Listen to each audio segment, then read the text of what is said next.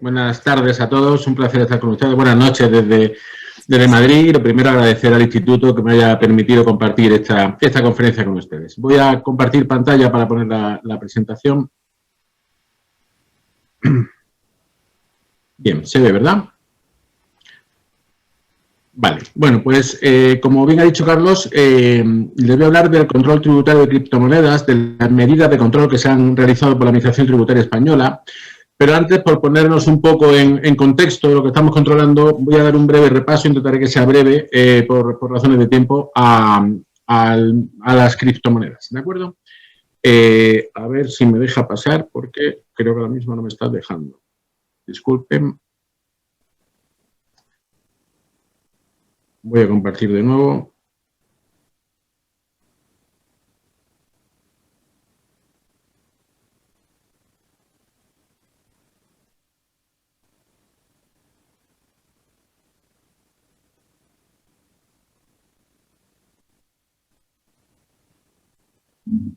Bien, disculpen. Ahora ya sí pasa, ¿verdad? Bien. Bueno, pues en primer lugar, como decía, un breve repaso a las criptomonedas. Definición al uso de una criptomoneda: es una moneda virtual o digital que se genera simplemente nada menos que por la resolución de problemas matemáticos.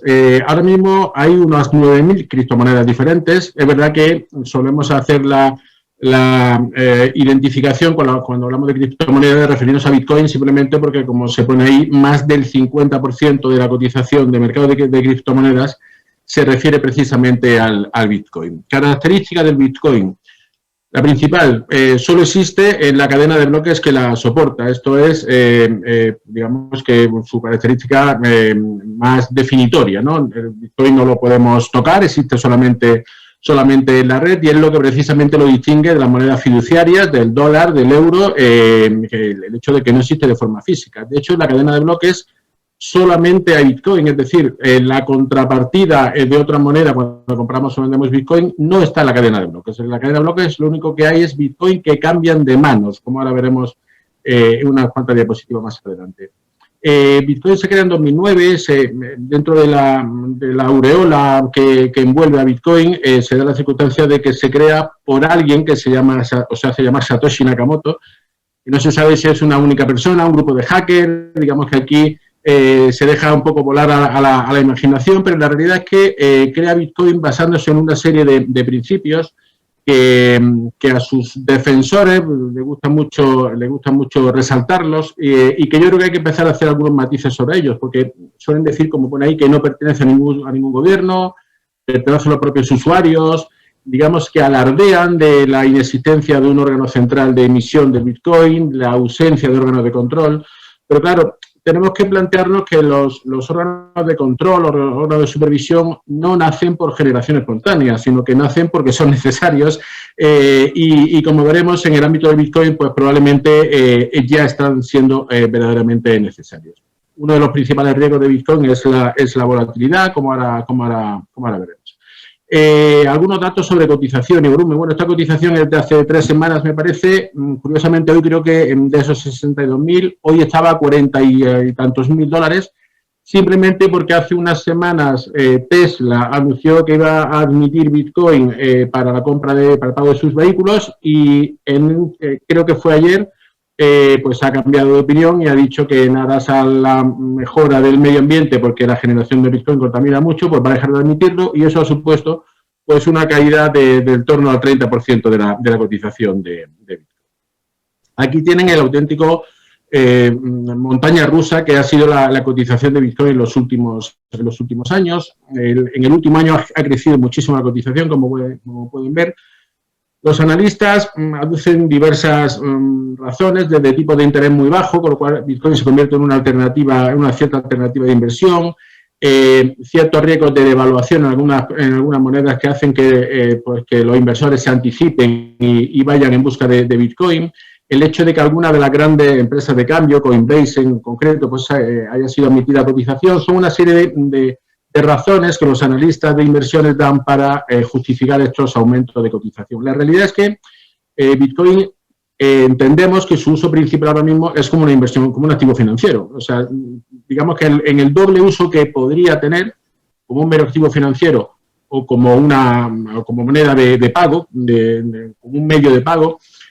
Como medio de pago entendemos, y de luego por las actividades de control que nosotros hemos hecho, es muy escasa la utilización que se le hace y, sin embargo, se ha generalizado la inversión en Bitcoin. De lo que era inicialmente, que eran pocos inversores, algunos de ellos, sin embargo, con un volumen importante, digamos que ahora se ha universalizado la inversión en Bitcoin. Primero, por unas ciertas rentabilidades a corto plazo que ha tenido durante mucho tiempo, como podemos ver, y luego, yo creo que no hay que negar esto, por un cierto apoyo mediático. Hay una gran campaña mediática de publicidad en torno a todo lo que genera Bitcoin y a las supuestas ventajas que este tiene. Un par de diapositivas simplemente respecto a la minería, aunque seguro que la conocen, pero me parece interesante. Porque es en la forma de generación, de creación de los Bitcoin, se genera mediante la minería, que consiste en resolver un problema matemático que valida, que cierra un bloque de la cadena de bloques que contiene transacciones de Bitcoin. ¿Por qué digo que es interesante? Pues porque ahora mismo el premio para esos mineros pues está en 6,25 Bitcoin por cada bloque que se cierra, ¿de acuerdo? Esto además tiene un proceso que se llama halving, que aproximadamente cada 4 años el premio se reduce a la mitad. Claro, cuando se llegue a los 21 millones de Bitcoin emitidos, que es el tope que está previsto de emisión, ya el premio para los mineros no será esta generación de nuevos Bitcoin, sino que será una comisión. Claro, ¿por qué digo esto? Pues porque redunda un poco en el hecho de que entendemos que la única ventaja que tiene Bitcoin respecto de las monedas fiduciarias realmente es el anonimato. Si ahora mismo comprar cualquier cosa con Bitcoin genera comisiones, genera ciertos retrasos porque a veces las transacciones tardan tiempo, ¿qué ventaja tiene eso respecto a hacerlo en dólares, en euros o en pesos? Pues básicamente creemos que la única ventaja es el anonimato. Cuando yo digo esto en algunas charlas y hay firmes defensores de las criptomonedas, siempre me dicen que no es así, que las transacciones de criptomonedas y especialmente de Bitcoin son transparentes, y tienen razón. Lo que pasa es que yo siempre pongo el mismo ejemplo. A ver, si yo voy a una cámara acristalada y veo a un encapuchado que abre una caja de seguridad, saca un maletín con dinero y lo guarda en otra caja de seguridad, ¿la transacción ha sido transparente? Sin duda, cristalina, pero ha sido anónima. Yo no sé lo que ha pasado ahí. Y ese es el problema al que nos enfrentamos en las transacciones de Bitcoin. ¿Por qué? Pues porque las transacciones con Bitcoin se hacen de una manera muy sencilla, simplemente con un monedero, como pone ahí, con un wallet, que no es más que una pequeña aplicación informática que podemos tener en el móvil, ¿de acuerdo? ¿Y cómo nos identifica esa aplicación informática? Pues con una clave pública, digamos que, como pone ahí, es la manera en que el usuario de Bitcoin se identifica de cara al mundo. Ahí, por supuesto, no está mi nombre, ni mi apellido, ni mi documento de identidad. Es un código alfanumérico que es el que me identifica respecto al resto de personas con las que yo puedo transaccionar en Bitcoin, ¿de acuerdo? Y luego hay una clave privada, digamos que lo que sería el código PIN, el número de seguridad de nuestra cuenta. Pero, como digo, esto nos permite claramente un anonimato. Anonimato, además, que se va acrecentado por las distintas posibilidades que hay de gestión de los monederos. Básicamente hablamos de dos tipos, online y offline, y que intentan equilibrar, por un lado, comodidad y seguridad. Las carteras, lo que se llama carteras online, las que se pueden hacer a través de casas de cambio con aplicaciones de software, son más fáciles de manejar, son cómodas, pero tienen riesgos de seguridad. Riesgos de seguridad básicamente que se concretan en la posibilidad de que alguien, un hacker, nos robe nuestras claves privadas y públicas, las usurpe y pueda hacerse con nuestro Bitcoin. Por otro lado, tenemos las carteras frías, que puede ser simplemente un código USB en un papel, un código QR en un papel o un USB que pinchamos en nuestro ordenador portátil. Son muy seguras. Tienen el problema de que si perdemos esa clave no podremos nunca acceder a nuestro Bitcoin. Pero claro, estas carteras frías tienen un problema añadido y es las posibilidades de control sobre las transacciones que se hacen con un USB que yo me conecto a mi ordenador, hago una transacción de Bitcoin identificándome con un código alfanumérico y se lo transfiero a otra persona identificada también con un código alfanumérico. Eso queda registrado en la cadena de bloques, eso lo podemos ver, pero va a ser muy difícil, cuando no imposible, hacer una identificación de las personas que están participando en esas transacciones. De nuestra experiencia, ¿qué conclusiones hemos sacado? Pues que, como ahora después veremos, las transacciones que se hacen a través de casas de cambio, de las empresas dedicadas a la intermediación, sí que hay posibilidad de conocer de romper ese anonimato, digamos, y de conseguir esa identificación. Las que se hacen entre personas físicas o jurídicas directamente sin intermediación, y las que se hacen con cajeros automáticos son de un control mucho más complicado. Algunas cuestiones jurídicas y algunas medidas jurídicas que está tomando la Administración española en materia de Bitcoin. Bueno, una primera reseña muy rápida a la quinta directiva sobre el blanqueo de capitales en el ámbito de la Unión Europea. Llama la atención sobre el objetivo que se marca esta directiva, que es precisamente combatir el anonimato de las criptomonedas.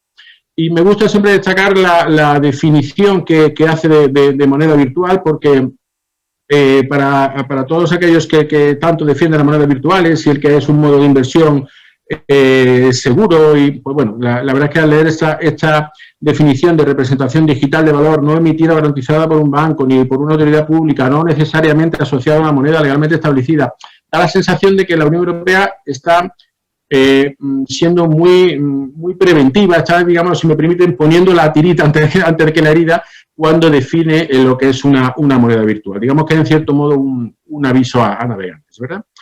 Desde el punto de vista de normas jurídicas de la Administración española, ¿qué se está haciendo? Pues dos tipos de medidas que van encaminadas, sin ninguna duda, a obtener información, a romper el anonimato. ¿Y en qué línea? Pues, por un lado, respecto a los titulares de Bitcoin, a los inversores, ¿qué se les va a exigir? Pues se les va a exigir que lo incluyan. En España tenemos una declaración de bienes y derechos en el extranjero. Todo ciudadano residente en España que tiene bienes o derechos situados en el extranjero tiene obligación de presentar una declaración informativa, lo que nosotros conocemos como el modelo 7.000. Bien, pues en el proyecto de ley de prevención del fraude que está actualmente tramitándose en las Cortes Generales en España, se introduce una nueva obligación en esa declaración informativa, que es la de incluir las monedas, las criptomonedas situadas en el extranjero. A mí la redacción de situadas en el extranjero no me gusta demasiado, porque realmente las criptomonedas no están ni en el extranjero ni están en Madrid, están en la cadena de bloques. Pero bueno, se refiere básicamente a criptomonedas que hayan sido compradas y negociadas en casas de cambio situadas en el extranjero. ¿De acuerdo?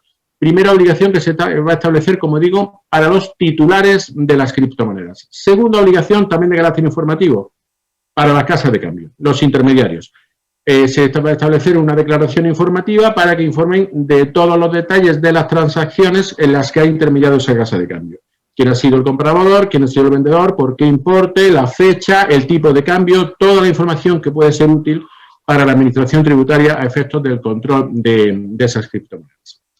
En el ámbito internacional, pues se sigue abundando un poco en la obtención y más bien en el intercambio de información. En el ámbito de la Unión Europea está en proyecto la DAC 8, DAC es la Directiva de Cooperación Administrativa, y en su octava edición o versión, digamos, se va a centrar en los mercados de criptomonedas. Básicamente para que esta información que ya en España vamos a recibir por estas declaraciones informativas a las que aludía, pues que se pueda intercambiar en el ámbito de los países de la Unión Europea.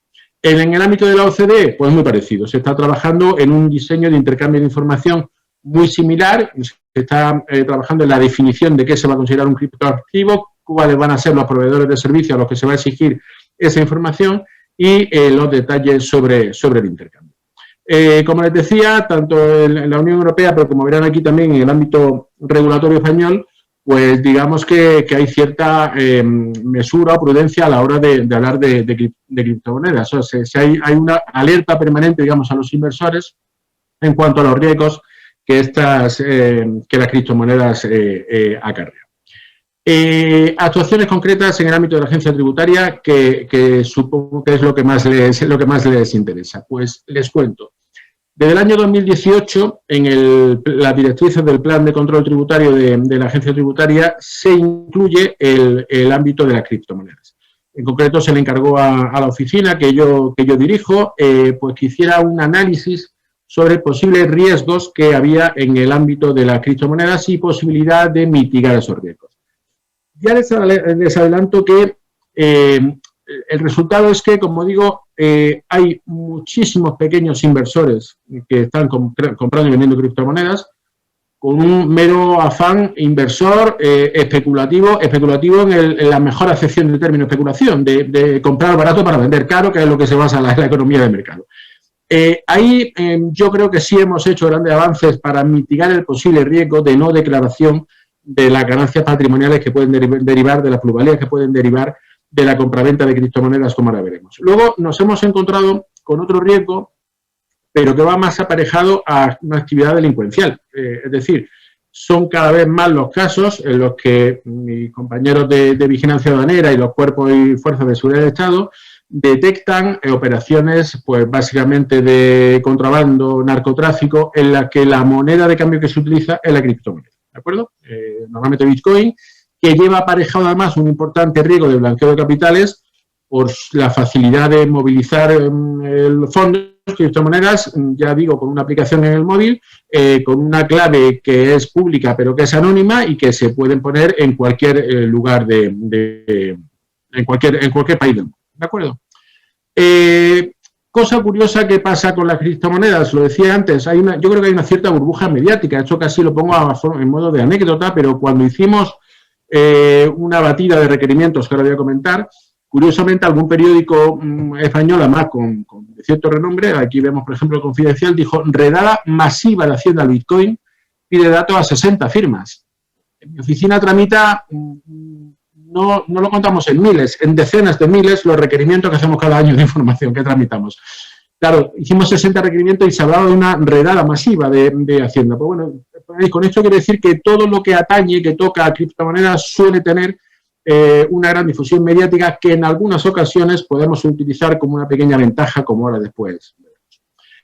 ¿Qué hicimos para obtener información e intentar atajar ese anonimato? Pues 3 tipos de requerimientos. Primero de ellos, a entidades financieras.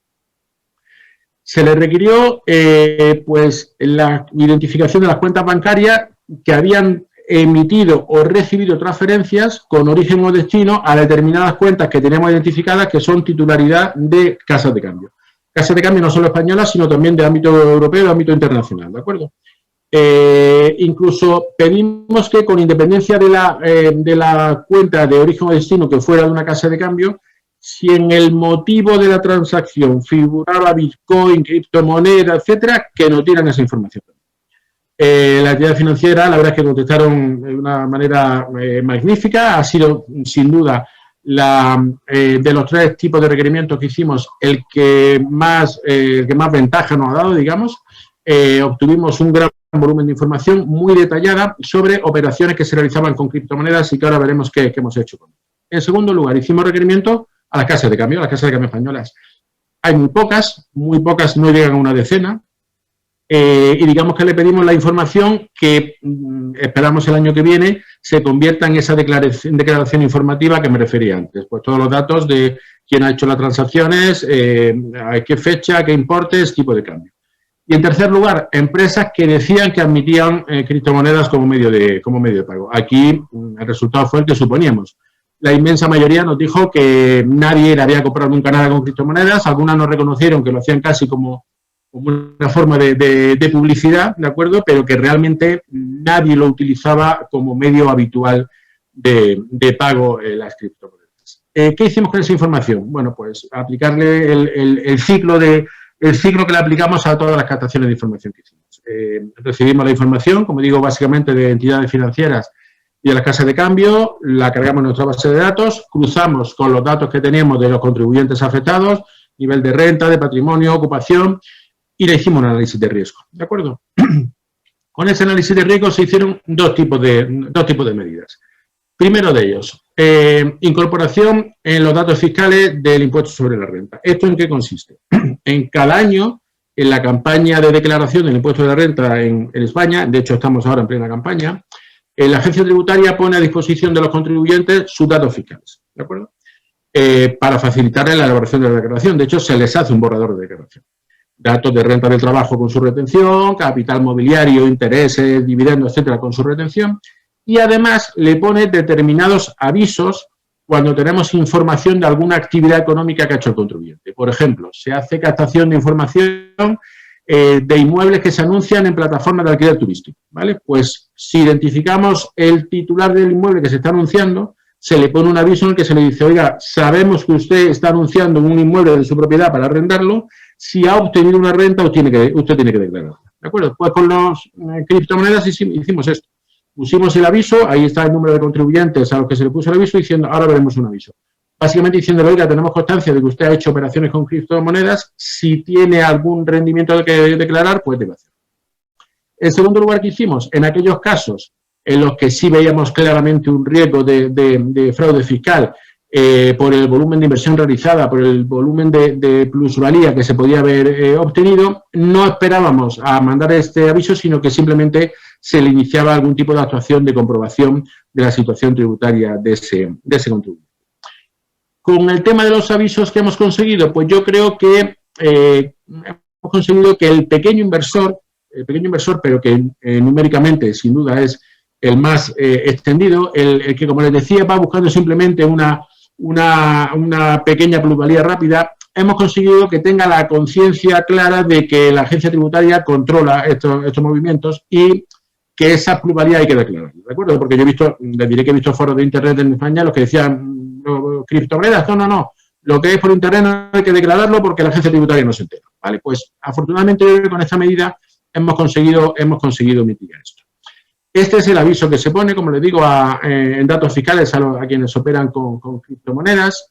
Los datos que tenemos son bastante positivos en cuanto a aumento de contribuyentes que no venían declarando ganancias patrimoniales y que a raíz de estos avisos los están declarando, y con eso pues hemos conseguido un poco romper con ese anonimato. ¿A qué problema realmente nos enfrentamos? Una vez que este está en cierto modo controlado, pues como les decía, al fraude fiscal, pero que en cierto modo tangencial, pero que va asociado a otro tipo de delincuencia. Ese es mucho más complejo. En ese la transacción no se suele hacer nunca a través de una casa de cambio y es muy difícil, mucho más difícil seguirle la pista. Eso ya son actuaciones más policiales, judiciales, pero como digo que entrañan muchísima más dificultad para conseguir identificar a los titulares de esas criptomonedas.